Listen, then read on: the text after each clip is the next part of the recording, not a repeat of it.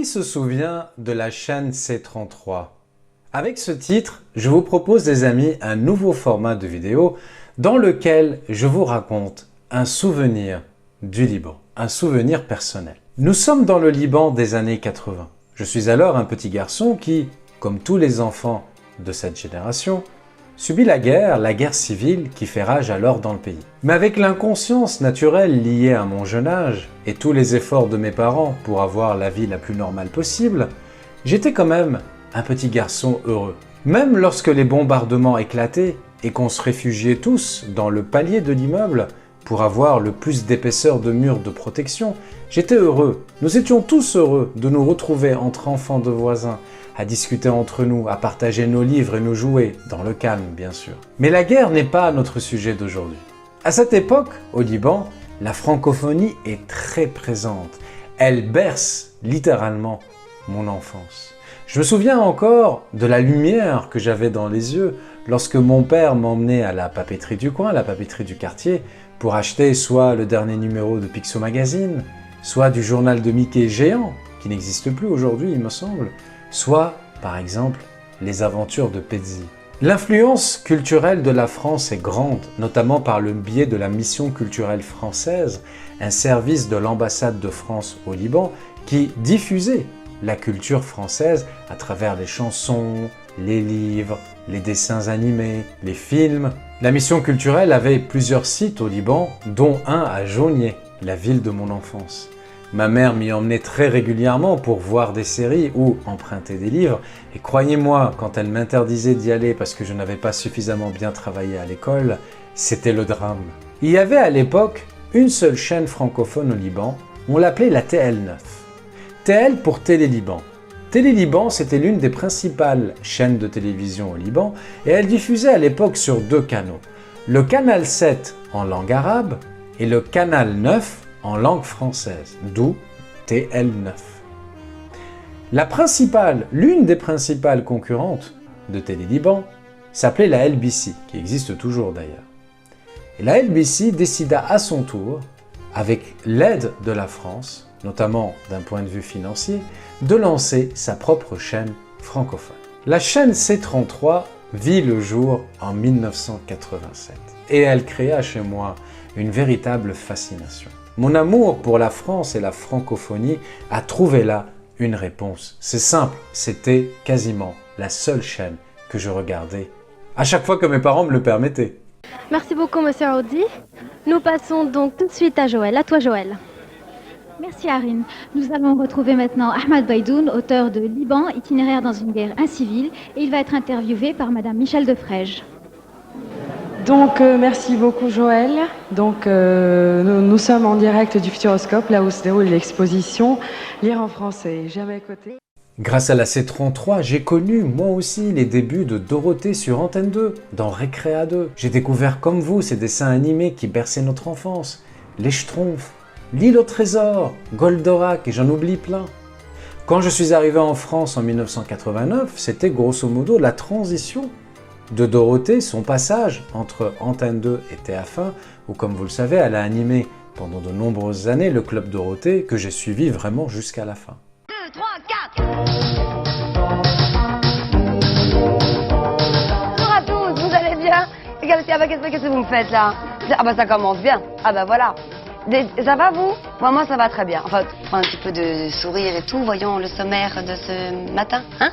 Nos rendez-vous pour ce récréa de matin du 11 mars. Super rendez-vous aujourd'hui à récréa de matin. Tout d'abord, l'oiseau des mers en deux parties comme d'habitude. Bien sûr, nos deux amis Quick et Fluke. Et à 10h25, les Schtroumpfs. Aujourd'hui, attention, Schtroumpf costaud exerce sa force. Puis, ce sera le nouvel épisode de L'île au trésor.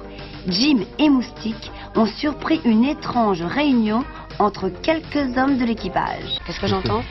Ah, de la musique. Ah ben Volpone, il va aimer ça. Alors là... Tiens, viens, on va te faire de la place. Non, viens par là, Corbier. Prends ton micro. Qu'est-ce que... Je suis Bonjour Corbier. Bonjour Nabi. Je savais pas que tu venais. Si, je me suis levé très Attention, tôt. cher. Je suis venu très tôt. Je crois qu'il y a deux personnalités qui résumeraient bien mon enfance au Liban, en tout cas sur l'aspect francophone. Chantal Goya d'une part, mais un jour je consacrerai une vidéo à Chantal, notamment sur sa relation très particulière avec le Liban, et Jacques Martin d'autre part. Grâce à la C33, j'ai découvert ses émissions, notamment l'incontournable École des fans, mais j'aimais particulièrement les émissions spéciales qu'il animait à l'occasion des fêtes de Noël. Joyeux Noël! Joyeux Noël! Et nous danser, Julie Lance, toi dans les baisers, pour t'oublier. Petit cœur d'amour accroché, il était une bergère, et riait mon petit marteau. Il était une bergère. d'avant 64 ou 64. Bonjour, monsieur le vendeur. Bonjour, monsieur.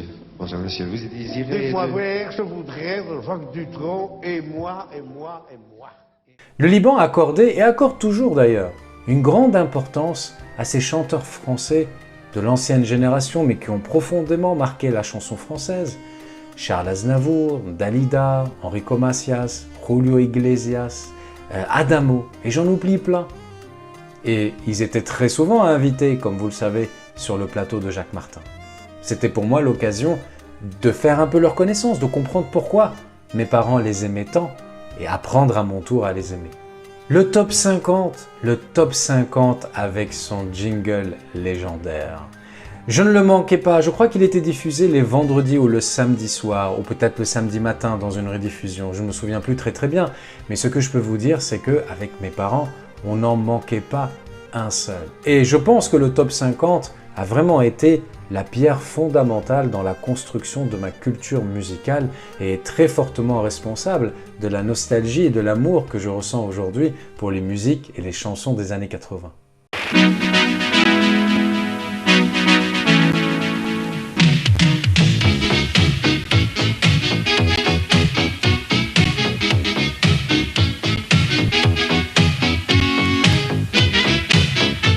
Waouh, salut les petits clous de mon cœur, pendant une heure, c'est le classement des meilleures ventes de 45 tours en France, le tout nouveau classement, c'est déjà le 76e, avec bien sûr les enquêtes de Nielsen et Ipsos, et je vous rappelle au passage que ce top est une exclusivité Canal+ et Europe 1, mais tout de suite... Malheureusement, à la fin des années 90, la francophonie a commencé à perdre du terrain au Liban, la TL9 avait fermé ses portes, et malheureusement, en 1996, la C33 a cessé d'émettre, laissant...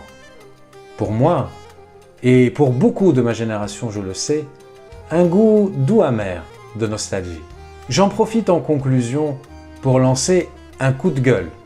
Moi qui fais partie de la diaspora libanaise, je dis que nous devons être fiers de notre francophonie.